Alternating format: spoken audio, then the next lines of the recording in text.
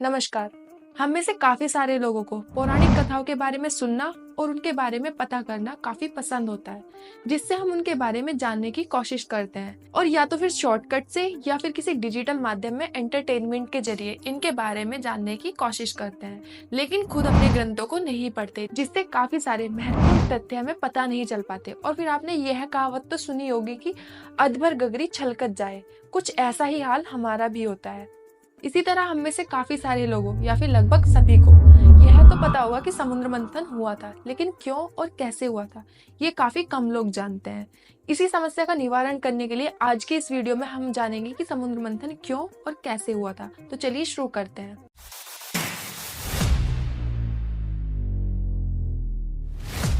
समुद्र मंथन जिसे विभिन्न नामों से जानते हैं, जैसे सागर मंथन, क्षीर सागर मंथन और अमृत मंथन, जिसका उल्लेख महाभारत में किया गया है तथा जिसकी संपूर्ण जानकारी भागवत पुराण और विष्णु पुराण से मिलती है। समुद्र मंथन का अर्थ होता है समुद्र का मथना, अर्थात किसी मतनी के जरिए समुद्र की गहराइयों में हलचल पैदा करना, ताकि समुद्र तल में मौजूद सामग्री समुद्र की सतह पर आ जाए।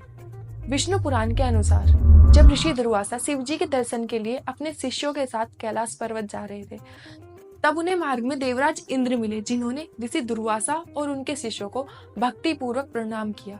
तब ऋषि दुर्वासा ने खुश होकर देवराज इंद्र को एक अप्सरा द्वारा दी गई शुभ माला अर्पित की, जिसे देवराज इंद्र ने स्वीकार किया और उसे अपने हाथी के सूंड पर रख दिया। हाथी ने वह माला नीचे गिरा दी, जिससे ऋषि दुर्वासा क्रोधित हो गए, क्योंकि वह माला कोई आम माला नहीं थी, बल्कि उसमें श्री यानी सौभाग्य और धन का निवास था। अहंकार के इस कृत्य से क्रोधित होकर ऋषि दुर्वासा ने देवराज इंद्र और अन्य सभी देवगणों को श्राप दे दिया कि वह सभी अपनी शक्तियां खो देंगे और अपनी सभी ऊर्जाओं, ताकत और भाग्य से वंचित हो जाएंगे। इस घटना के बाद देवताओं ने अपने श्री और यश को खो दिया और राक्षसों से भी युद्ध हारने लगे। और उस समय असुर बाली ने सभी आगम्य देवताओं को जीत लिया और संपूर्ण ब्रह्मांड पर अपना नियंत्रण स्थापित कर लिया, जिससे सभी देवता गणों के बीच में तनाव उत्पन्न हो गया। तब इस समस्या के समाधान हेतु सभी देवतागण भगवान विष्णु के पास पहुंचे और बोले, भगवान, ऋषि दुर्वासा के श्राप से लक्ष्मी हमसे रुष्ट हो गई है और असुरों ने हमें पराजित कर स्वर्ग पर अधिकार कर लिया है। भगवान, हम आपकी शरण में हैं, कृपया हमारी रक्षा कीजिए। तब भगवान विष्णु ने बताया, केवल क्षीर सागर के तल में मौजूद अमृत ही उनके खोए हुए वैभव और शक्ति को वापस ला सकता है, जिसके लिए उन्हें समुद्र का मंथन करना होगा। लेकिन अकेले देवताओं के लिए इतने विशाल महासागर का मंथन कर पाना संभव नहीं था। तब वह असुरों के साथ मिलकर तथा उनके साथ अमृत का साझा करने को कहकर मंथन की प्रक्रिया शुरू करते हैं। तब मंदरा पर्वत को मथनी के रूप में तथा नाग देवता वासुकी को मथनी की रस्सी के रूप में प्रयोग किया जाता है तथा नाग देवता वासुकी का सर असुर जबकि पूंछ देवता पकड़ने के लिए राजी हो गए और मंथन शुरू किया। लेकिन मंदरा पर्वत को समुद्र में डालते ही वह नीचे डूबने लगा। तब भगवान विष्णु ने कूर्म यानी कछुए का रूप धारण किया और पर्वत को अपनी पीठ पर ले लिया, ताकि मंथन की प्रक्रिया आसानी से हो सके और मंथन आरंभ किया गया। तब मंथन से कामधेनु गाय निकली, जो एक ऐसी गाय थी जिससे जो मांगो वह चीज प्रदान कर देती थी। तब भगवान की अनुमति से उसे ऋषियों को दे दिया गया और उसके बाद मंथन से देवी वारुणी निकली, जिनकी आंखों में एक अद्भुत चमक थी, जिन्हें असुरों को सौंप दिया गया।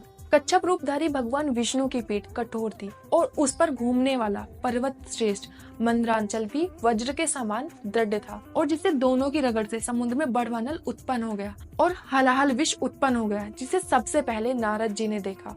फिर सभी देवता गण ने मिलकर भगवान शिव का ध्यान किया और इसके बाद भगवान शिव ने हलाहल को अपना ग्रास बना लिया और माता पार्वती द्वारा हलाहल भगवान शिव के कंठ में रोक दिया जाता है। तभी से इस घटना के बाद भगवान शिव नीलकंठ कहलाते हैं और इस घटना के बाद मंथन फिर शुरू होता है और इसके बाद पारिजात वृक्ष निकला, जिसकी मनमोहक खुशबू से वहां सभी प्रसन्न हो गए, जिसे देवराज इंद्र द्वारा स्वर्ग में स्थापित किया गया। और इसके बाद उच्चेश्रवा घोड़ा और ऐरावत हाथी निकले, इन्हें भी देवराज इंद्र को दे दिया गया। और इसके बाद कौस्तुभ मणि निकली, जिसे भगवान विष्णु ने अपने हृदय में धारण किया। और इसके बाद कल्प वृक्ष निकला, जिसे स्वर्ग में स्थापित कर दिया गया। और इसके बाद रंभा नामक अप्सरा निकली, जिसे देवराज इंद्र को सौंप दिया गया, जो उनकी सभा की प्रमुख नृत्यांगना बनी। इसके बाद देवी लक्ष्मी प्रकट हुई, जिन्होंने स्वयं भगवान विष्णु का वरण किया। और उसके बाद चंद्रमा प्रकट हुए, जिसे भगवान शिव ने अपने मस्तिष्क पर धारण किया। और इसके बाद पांचजन्य शंख प्रकट हुआ, जिसे विजय का प्रतीक माना जाता है। ऐसी मान्यता है कि जहाँ शंख होता है वहीं माता लक्ष्मी का वास होता है, क्योंकि शंख माता लक्ष्मी का भाई है तथा जिसे भगवान विष्णु ने अपने पास रख लिया।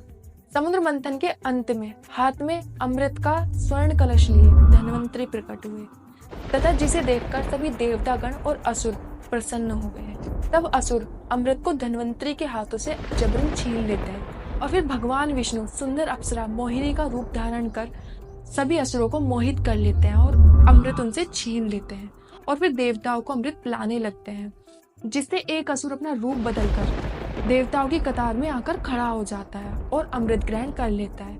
और फिर भगवान विष्णु अपने असली रूप में आकर अपने चक्र से उस असुर के 2 हिस्से कर देते हैं। अब ये सब घटना देखकर दानव समझ जाते हैं कि उनके साथ छल हुआ है और फिर क्रोध में आकर वे देवताओं के साथ लड़ने लगते हैं। लेकिन अब काफी देर हो चुकी थी, क्योंकि सभी देवताओं ने अमृत ग्रहण कर लिया था और उन्हें हरा पाना अब असुरों के बस की नहीं था। और फिर उन्हें देवता परास्त कर देते हैं और पाताल लोक में फेंक देते हैं और स्वयं स्वर्ग में चले जाते हैं। जिस समय देवता और असुर अमृत को लेकर लड़ने लगे थे, उस समय भगवान विष्णु का वाहन गरुड़ अमृत को लेकर उड़ जाता है, जिससे उसकी कुछ बूंदें हरिद्वार, उज्जैन, नासिक और प्रयागराज में गिर जाती है, जहां हर 12 साल बाद कुंभ का मेला मनाया जाता है।